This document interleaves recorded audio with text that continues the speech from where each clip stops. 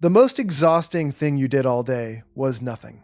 You know the feeling. A day with 0 meetings, 0 errands, just you and a quiet house.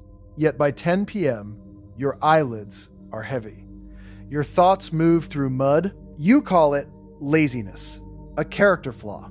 That feeling is the physical cost of invisible work. We all pay a hidden metabolic bill for mental resistance. The question is how to stop overpaying. Inside your skull, a region of the brain is constantly running calculations.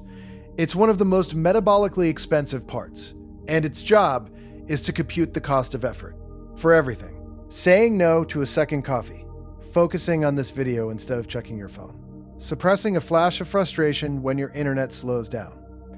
Each act of resistance is a transaction. It demands fuel from your bloodstream.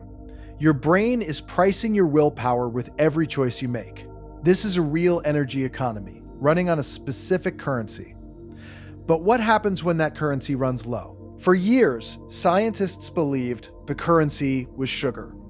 Studies suggested that acts of self-control literally burned sugar in the brain. People who resisted fresh-baked cookies gave up on difficult puzzles faster.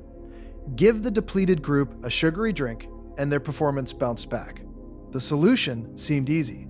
Just have a snack. But the science became stranger when researchers asked a different question. What if the energy drain depends on what you believe? A Stanford team discovered the sugary drink only boosted the performance of people who believed their willpower was a limited resource.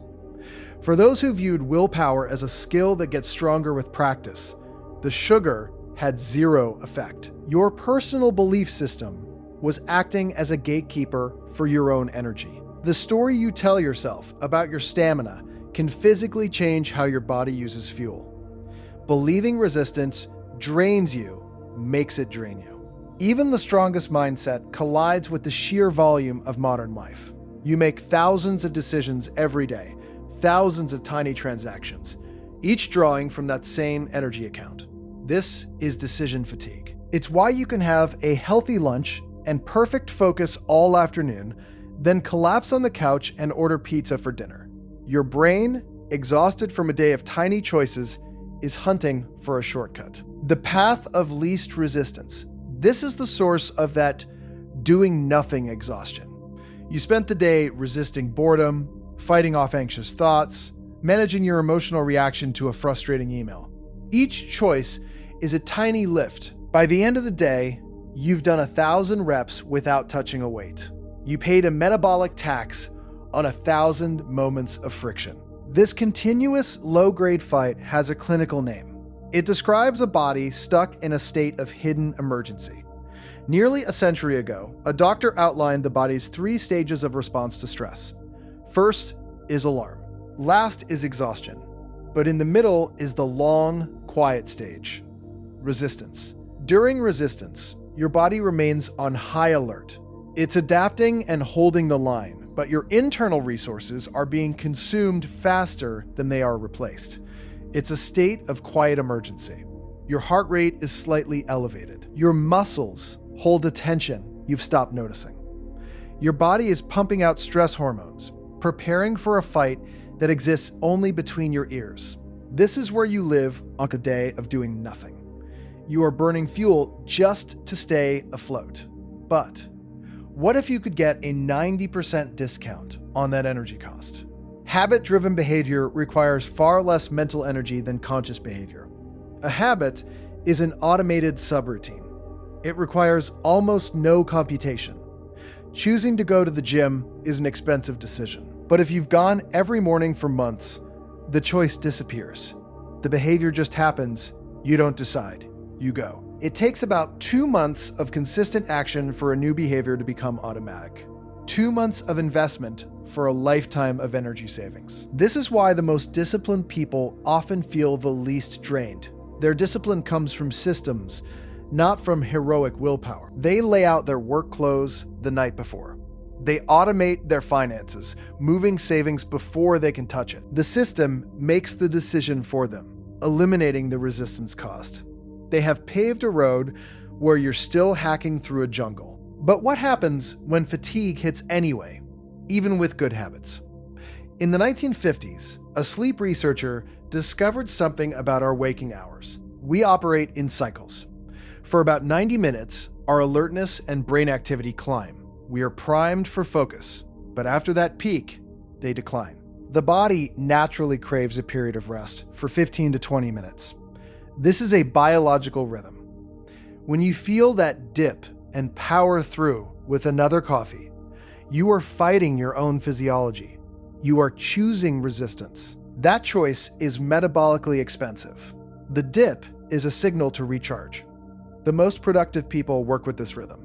90 minutes of focused work, 20 minutes of real rest. They report much less mental fatigue. They respect the signal. New science has finally found the switch that fires it. Advanced neuroimaging can watch the brain as it gets tired. Researchers found 2 specific regions that activate with cognitive fatigue. These regions act like a scale, weighing the cost of continuing effort against the reward of stopping. When you're tired, your brain revalues the cost of work. The same task that seemed easy an hour ago is now priced much higher. Your brain is telling you it's a bad deal. The fatigue is physical, caused by a buildup of biochemical waste from your neurons firing. This junk clogs the brain's processing centers. You feel foggy because your control centers are impaired. This has led to brain endurance training, showing we can train our resistance to mental fatigue like a muscle. The exhaustion you feel after a day of doing nothing is real. It is the bill for 1,000 tiny acts of resistance. It's the quiet hum of a brain calculating costs and burning fuel just to hold the line. This feeling is the symptom of a depleted account. Everyone carries this cost. The people who seem to have limitless energy have simply found a way to lower it. They build habits, turning expensive decisions into free actions. They design systems, automating discipline so their willpower can rest. They honor their body's rhythm. They learn to accept what they cannot change. Fighting reality is the most expensive work a human can do. Accepting it costs nothing. Your energy is finite. Every day you spend it on resisting a craving, on fighting an anxious thought, on forcing yourself to focus, on pretending you are fine. The work is happening anyway. The only question is what it's for. You can choose. Stop paying the tax on internal friction. Start investing that energy into building a system where the right choice becomes the easiest one. That is where your freedom lives.